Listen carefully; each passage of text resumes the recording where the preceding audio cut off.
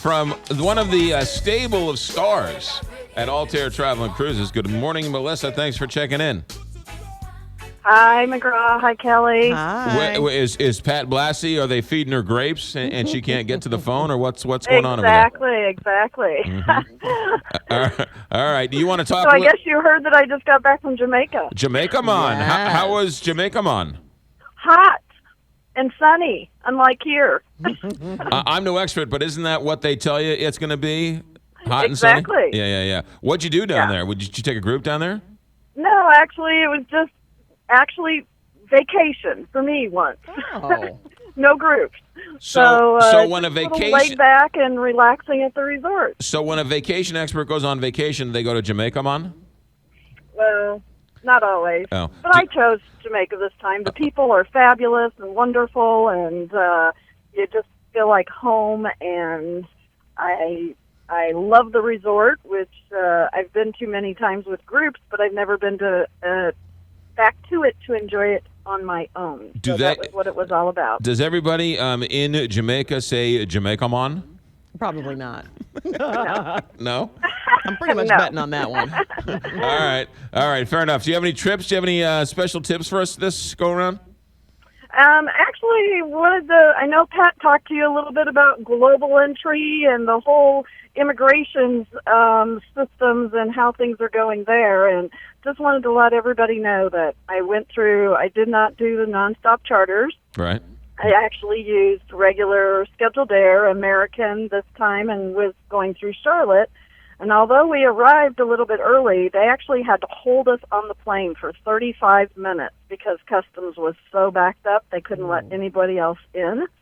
And then once we got down and got through customs and out, we maxed out our 2-hour layover and should have been boarding. Luckily, our flight was delayed coming to St. Louis from Charlotte, so we ended up with about 20 minutes. But otherwise, that 2 hours would have been totally ate up just in the customs area.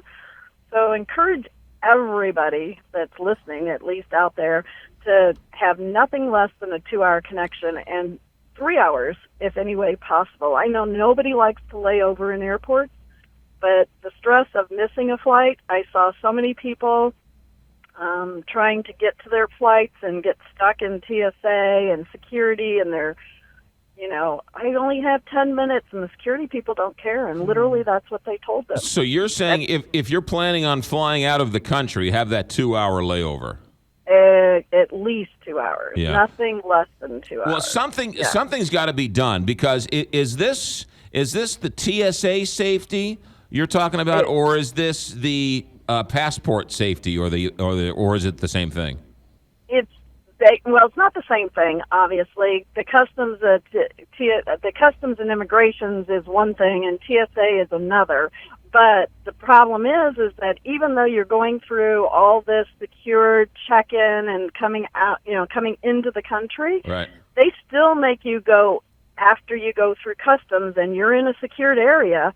They still make you go out and go back through security once again to get onto your connecting flight. So you've not only got the battle of immigrations and customs, but you also have to then go through the whole TSA process again, even though you just came off of a flight. Something's got to be done. There was somebody who posted a picture of what the line was like in Chicago O'Hare the other day, and it was like a 5-minute video of them just walking for a mile and a half. And then I read yesterday, 4,000 people lost or missed out on flights for being stuck in an airline in one airport in a month. So something's going to have to change here. I have no doubt about that. The connecting times the airlines give us as agents and on any line, and people don't know any better. They want that hour and a half connection, but they don't realize that a 15-minute delay on their flight coming in could totally just wipe that whole thing out for them. And they're going to be either A, depending on when they're traveling, stuck in the airport because the flights are full. Right. Or B, there are no more other flights and they have to wait till overnight, and they don't pay for that. So that's going to be out of your own pocket. So the longer layover you have, the more relaxed time you have, less stressed out you are. To travel is the best way to go. Trying to convince everybody of that is not always easy, but I think it's the best way to go. All right, fair enough. Melissa Garrison with Altair Travel and Cruises. Thanks, Melissa. Good to have you back on American soil. We'll talk to you soon.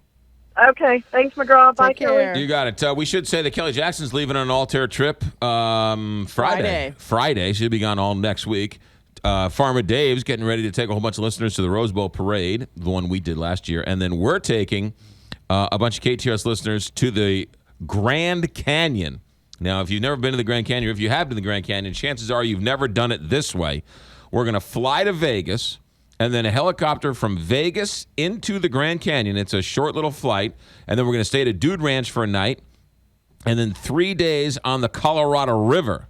So we're going to experience the Colorado River. We're going to sleep under the stars. It's sort of like a, I want to call it like a wagon trail on the river, right? Because they're going to bring the food, and they're going to bring the tents and the sleeping bags and all that. So you're going to sort of camp out right there on the Colorado River inside the Grand Canyon.